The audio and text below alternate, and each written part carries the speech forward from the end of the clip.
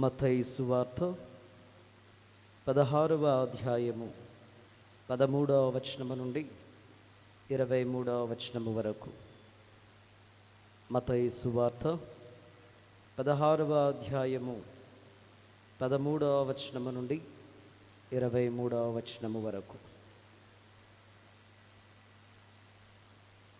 యేసు ఫిలిప్పు కైసరియా ప్రాంతమునకు వచ్చెను. ప్రజలు మనుష్య కుమారుడు ఎవరని భావించుచున్నారు అని తన శిష్యులను ఆయన అడిగెను. అందుకు వారు, కొందరు బప్తిస్మ యోహాను అని, కొందరు ఏలియా అనియు, మరికొందరు ఇర్మియా లేదా ప్రవక్తలలో ఒకడనియు చెప్పుకొనుచున్నారు అనిరి. మరి నేను ఎవరినని మీరు భావించుచున్నారు అని యేసు వారిని అడిగెను.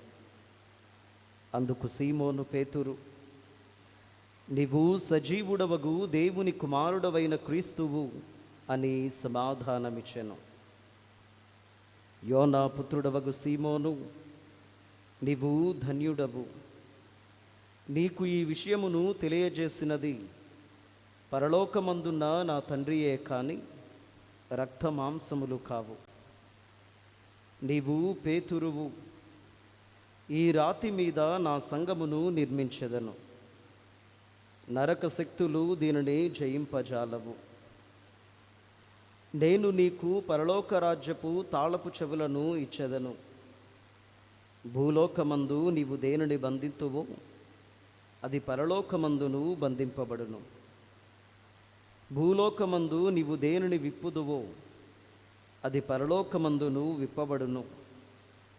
ఎట్లు చెప్పి తాను క్రీస్తునని ఎవరితోనూ చెప్పవలదని తన శిష్యులను గట్టిగా ఆదేశించెను.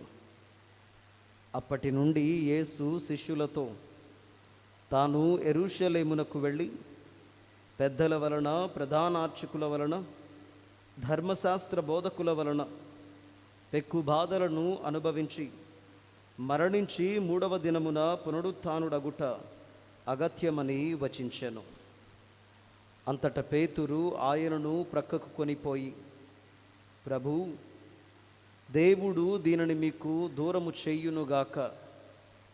ఇది ఎన్నటికి నీకు సంభవింపక ఉండునుగాక అని వారింపసాగెను. అందుకు ఆయన పేతురుతో, ఓ సైతాను, నా వెనుకకు పొమ్ము.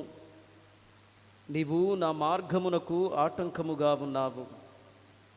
నీ భావములు మనుష్యులకు సంబంధించినవే కానీ దేవునికి సంబంధించినవి కావు అనెను. ఇది క్రీస్తు ప్రభుని సువిశేషము. క్రీస్తువా మీకు స్తుతి కలుగునుగాక.